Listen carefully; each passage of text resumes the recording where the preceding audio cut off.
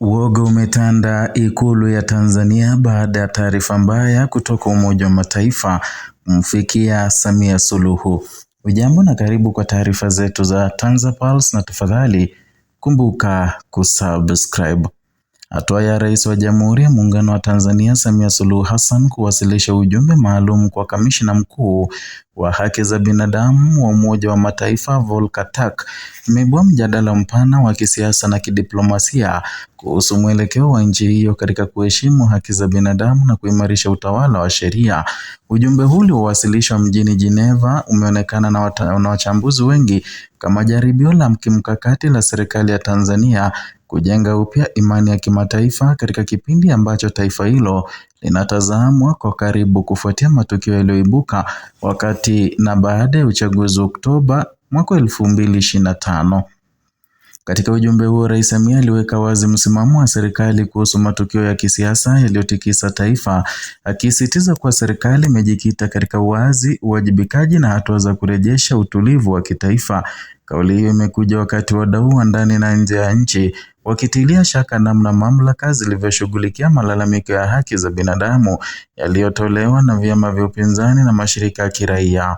Kwa mtazamo wa kisiasa, hatua ya kuwasiliana moja kwa moja na ofisi ya haki za binadamu ya Umoja wa Mataifa inaashiria mkakati wa serikali ya kudhibiti simulizi la kimataifa kabla lijageuka kuwa shinikizo la kisiasa au kiuchumi. Kwa mujibu wa serikali, ujumbe huu haukulenga kujitetea pekee bali pia kuonyesha utayari wa Tanzania kushirikiana na mifumo ya kimataifa. Hata hivyo, wachambuzi wa siasa za Afrika Mashariki wanaona hatua hiyo pia kama ishara ya tahadhari ya kisiasa, hasa ikizingatiwa kuwa masuala ya haki za binadamu mara nyingi huathiri mahusiano ya kidiplomasia, misaada ya maendeleo ya taswira ya nchi kimataifa. Katika mazingira ya siasa za sasa, taswira ya kimataifa imekuwa silaha muhimu kwa tawala nyingi barani Afrika. Badala ya kuwasilishwa kwa ujumbe huo, waziri wa mambo ya nje na ushirikiano wa Afrika Mashariki Mohamud Thabit Kombo alisisitiza kuwa baadhi ya taarifa zinazosambazwa kimataifa zimejaa upotoshaji, na kauli yake imefungua kwa sura nyingine ya mapambano ya kisiasa kuhusu nani anamadhibiti simulizi la matukio ya uchaguzi. Serikali imekuwa ikisisitiza kuwa hatua zimechukuliwa, ikiwemo kuundwa kwa tume huru ya uchunguzi, lakini wakosoaji wanasema hatua hizo zitapimwa kwa vitendo badala ya matamko. Kwa mtazamo wa nguvu za kisiasa, kuundwa kwa tume huru ya uchaguzi ni hatua yenye uzito mkubwa. Ikiwa tume hiyo itaonekana huru kwa vitendo, inaweza kusaidia kupunguza presha ya kimataifa na kurejesha imani ya ndani ya nchi. Lakini ikiwa itaonekana kuwa ya kisiasa au yenye mipaka ya mamlaka, inaweza kuongeza ukosoaji na kuimarisha hoja za wapinzani wanaodai kuwepo kwa udhaifu katika mfumo wa uwajibikaji. Hapa ndipo diplomasia ya Samia inaonekana kupimwa. Tangu aingie madarakani mwaka 2021, amejijengea taswira kiongozi anayefungua milango ya kimataifa tofauti na mtangulizi wake. Amefanya ziara kadhaa za kimataifa, kufungua mazungumzo na wawekezaji na kurejesha mahusiano na taasisi za kimataifa. Hatua ya Geneva inaonekana kuendana na mkondo huu wa diplomasia ya upole, lakini mafanikio yake yatategemea utekelezaji wa ahadi zilizotolewa. Ndani ya Tanzania, suala la haki za binadamu limekuwa nyeti kisiasa kwa miaka kadhaa, na serikali ya chama tawala imekuwa ikisisitiza amani, utulivu kama msingi wa maendeleo, huku vyama vya upinzani vikilalamikia ukandamizaji wa kisiasa na vizuizi vya kidemokrasia. Ujumbe wa Rais Samia kwa Umoja wa Mataifa umeingia katikati ya mvutano huu wa kisiasa, na Profesa Palamagamba Kabudi akizungumza kwa niaba ya serikali alisisitiza kuwa Tanzania ina rekodi thabiti ya kuheshimu haki za binadamu na kwamba matukio ya uchaguzi yalikuwa ya kipekee. Kauli hii inalenga kulinda uhalali wa serikali mbele ya jumuiya ya kimataifa na pia kuhakikisha wananchi kuwa misingi ya kikatiba bado ipo imara.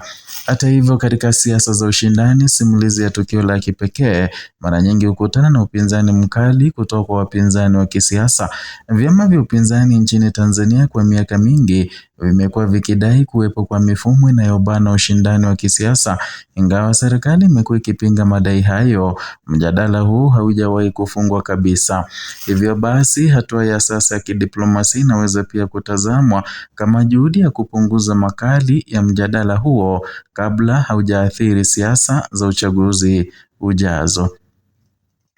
Kwa upande wake, Volker Turk alipongeza Tanzania kwa kuunda tume ya uchunguzi, lakini akaweka wazi kuwa uhuru wa tume hiyo utakuwa kipimo muhimu cha uaminifu wake. Kauli hiyo ya kidiplomasia ina uzito mkubwa kisiasa. Kwa lugha ya kidiplomasia ni ishara ya kuunga mkono, lakini pia kuweka shinikizo la kimya kimya. Kwa kawaida, Umoja wa Mataifa hupima nchi kwa misingi utekelezaji, si ahadi pekee, na hivyo pongezi za awali zinaweza kubadilika haraka ikiwa matokeo ya tume hayatakuwa na uwazi unaotarajiwa. Hali hii inaweka serikali ya Tanzania katika nafasi nyeti ya kisiasa, ambapo kila hatua inayofuata itachunguzwa kwa karibu na jumuiya ya kimataifa, mashirika ya kiraia na wapinzani wa ndani. Wachambuzi wa diplomasia wanasema majibu ya Turk yanaonyesha mtazamo wa tahadhari, kuipa Tanzania nafasi ya kujirekebisha huku ikiweka chini ya uangalizi wa kimataifa. Na huu ni mkakati ambao Umoja wa Mataifa hutumia mara nyingi kwa nchi wanachama ili kuepuka mgongano wa moja kwa moja wa kisiasa, huku ikisisitiza viwango vya haki za binadamu.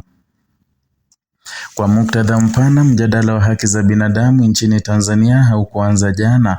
Tangu enzi za vyama vingi zilipoanzishwa miaka 1990, kumekuwa na mijadala ya mara kwa mara kuhusu uwiano kati ya usalama wa taifa, utulivu wa kisiasa na uhuru wa kiraia. Kwa hivyo, serikali mbalimbali zimekuwa zikisisitiza umuhimu wa amani ya taifa, wakati makundi ya kiraia yakitaka uwazi zaidi na ushindani wa kisiasa usio wa vikwazo. Na katika miaka hivi karibuni, masuala ya mikutano ya kisiasa, uhuru wa vyombo vya habari na mwenendo wa uchaguzi yamekuwa yakijitokeza mara kwa mara katika ripoti za kimataifa. Serikali ya Samia ilipoingia madarakani, kulikuwa na matumaini mapya ya kufunguka kwa kisiasa baada ya habari ama ya baadhi ya hatua za awali kama kuruhusu mikutano ya kisiasa na kuanzisha mazungumzo na wadau wa demokrasia. Ndiyo maana tukio la sasa limepewa uzito mkubwa, kwani linapimwa dhidi ya matarajio hayo ya awali. Kisiasa, uhusiano mzuri na jumuiya ya kimataifa ni muhimu kwa Tanzania kutokana na nafasi yake katika Afrika Mashariki na utegemezi wa miradi ya maendeleo inayohusisha washirika wa nje. Taswira ya nchi katika masuala ya utawala wa sheria huathiri uwekezaji, mikopo ya mashirika ya fedha ya kimataifa na ushirikiano wa kiusalama.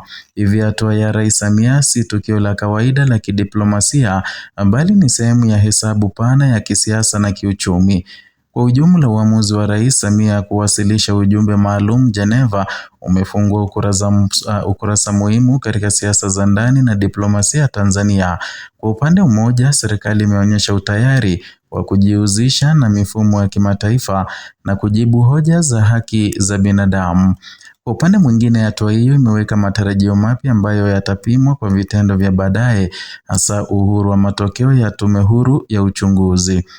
Kisiasa, faida ya muda mfupi inaonekana kulemea serikali kwa kudhibiti simulizi la kimataifa na kuonyesha uongozi unaochukua hatua. Hata hivyo, hatari bado ipo iwapo matokeo ya tume hayatatosheleza wadau wa ndani na nje. Upinzani wa kisiasa unaweza kutumia matokeo hayo kama hoja ya kampeni, wakati jumuiya ya kimataifa inaweza kuongeza shinikizo la kidiplomasia endapo uwazi hautaonekana. Kwa sasa macho yote yanaelekezwa kwenye utekelezaji. Ikiwa tume itafanya kazi kwa uhuru na mapendekezo yake kutekelezwa, Tanzania inaweza kuimarisha taswira yake kama taifa linalosuluhisha changamoto kupitia taasisi. Lakini ikiwa mchakato utaonekana wa kisiasa, mjadala wa haki za binadamu unaweza kurejea kwa nguvu zaidi na kuathiri siasa za uchaguzi ambazo zinakuja baada, pamoja na imani ya wananchi. Hatua zinazofuata za serikali, majibu ya upinzani na tathmini ya jumuiya ya kimataifa ndizo zitakazoamua ikiwa hatua ya Geneva itakuwa mwanzo wa maridhiano ya kisiasa au mwanzo wa mvutano mpya wa kisiasa nchini Tanzania. Ni hayo tuliyokuandalia kutoka hapa TanzaPulse. Tafadhali, ikiwa ni siku yako ya kwanza hapa, subscribe.